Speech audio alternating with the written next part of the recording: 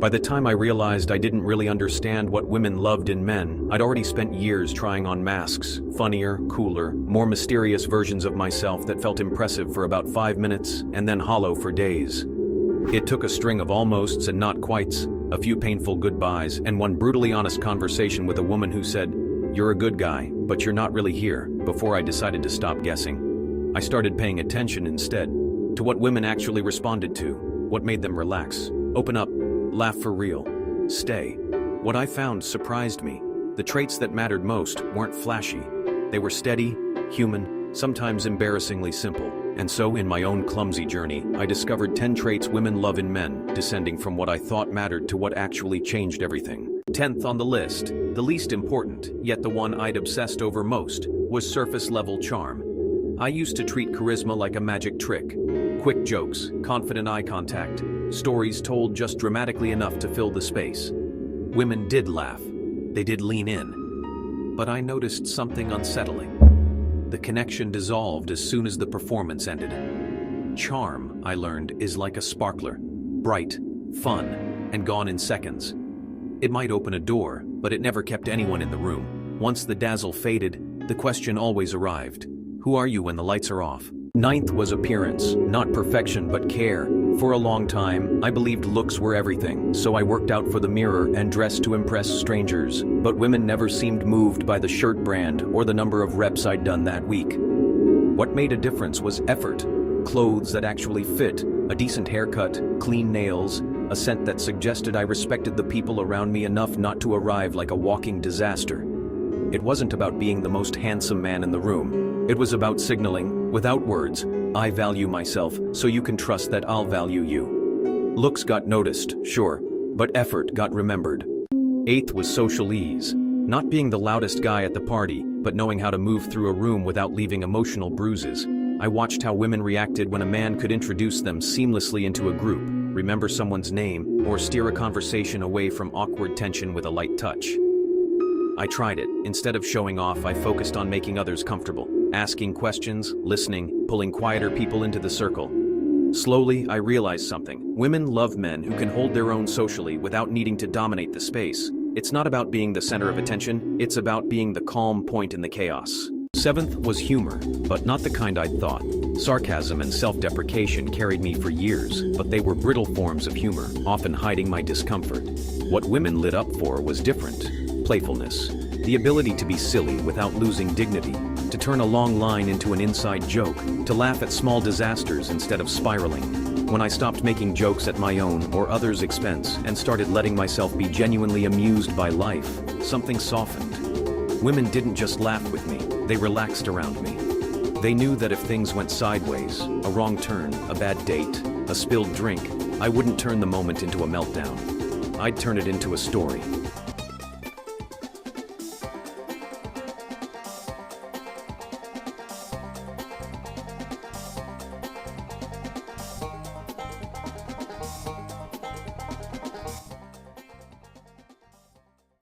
Sixth was drive. Not obsession with status, but a visible sense of direction. I used to think ambition meant having a grand plan and a 5-year blueprint, but the women I admired cared less about titles and more about momentum.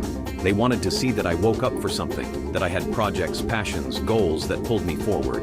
When I began investing more deeply in my own path, showing up early for my dreams instead of just for my deadlines, conversations changed. "I like how you talk about your work," one woman said. "It's like it matters to you." And I realized, women love men who are already building a life, not ones waiting for a relationship to rescue them from boredom. 5th was emotional steadiness. I used to mistake this for being unbothered, stone-faced, aloof, above it all. But numbness is not stability. The women who drifted toward me when I was at my best weren't searching for a man who felt nothing. They were looking for someone who felt deeply, but didn't drown. When life hit hard, when I lost a job, fought with a friend, or got bad news, I started practicing the pause, taking a breath before reacting, talking about what I felt instead of exploding or shutting down. I became someone who could be sad without collapsing, angry without becoming cruel. And I watched how, in tough moments, women would edge closer instead of pulling away. They weren't afraid of my feelings, they were reassured by my way of holding them. 4th was honesty. Not the bare minimum I don't cheat kind, but the everyday bravery of saying what I actually meant. I practiced small truths first. I'm tired tonight, but I still want to see you, instead of making excuses. I'm nervous about this, instead of pretending I had it all under control. The more I told the truth, the less I had to manage. Women seem to have a radar for subtle inconsistencies. They might not call them out directly, but they feel them. When my words aligned with my actions, when "I'll call you tomorrow" turned into an actual call, the atmosphere shifted. Trust is not built on grand gestures. It's built on dozens of quiet promises kept. Third was presence. If there's a modern plague in dating, I think it's half attention. Eyes on the phone, mind on the past, heart on guard. I used to be physically there but mentally elsewhere, and women could tell. So I changed one simple habit. When I was with her, I was with her.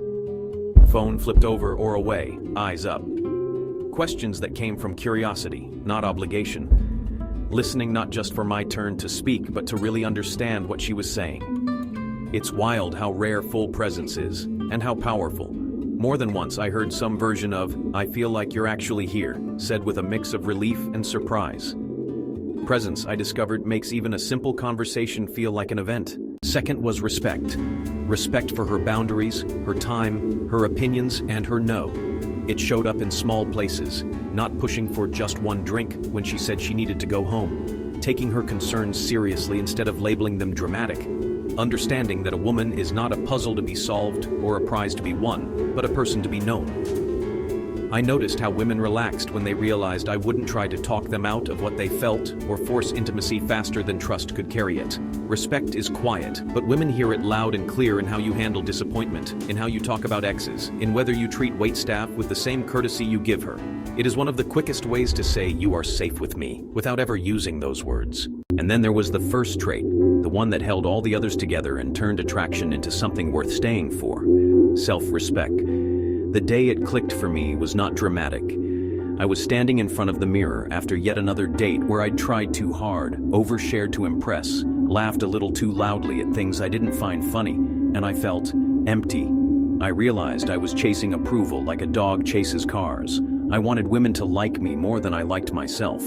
That imbalance twisted everything. I tolerated flaky behavior, accepted half-hearted effort, and kept shrinking to fit into spaces that weren't meant for me. So I did something radically unromantic. I started building a life I could stand tall inside, even if no one else was looking. I set standards for how I wanted to be treated and stuck to them, even when it meant walking away from someone beautiful but careless with my heart.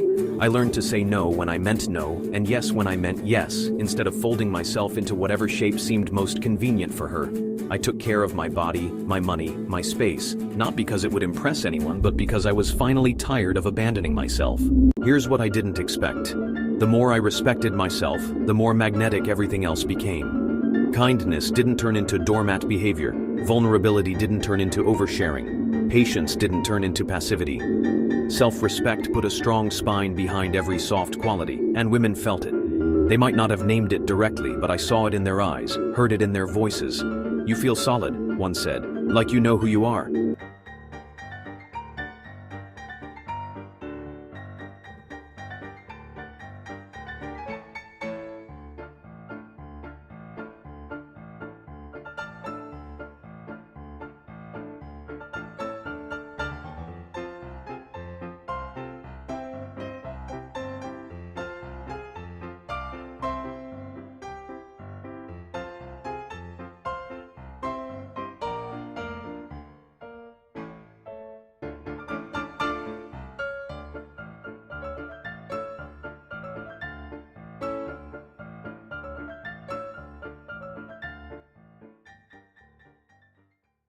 In the end, the traits women love in men are not a checklist to manipulate anyone into falling for me.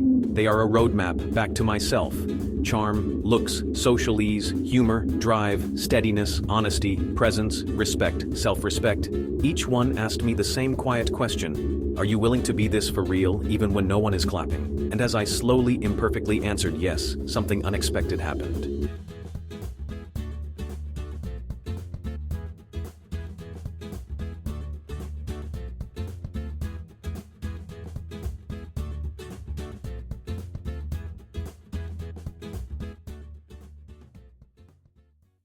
I stopped trying to become the kind of man every woman would love and focused on becoming the kind of man the right woman could recognize. With relief, with excitement, with peace. The search shifted from how do I get her to like me to how do I grow into someone I deeply like being. And in that shift, I didn't just become more attractive, I became more alive.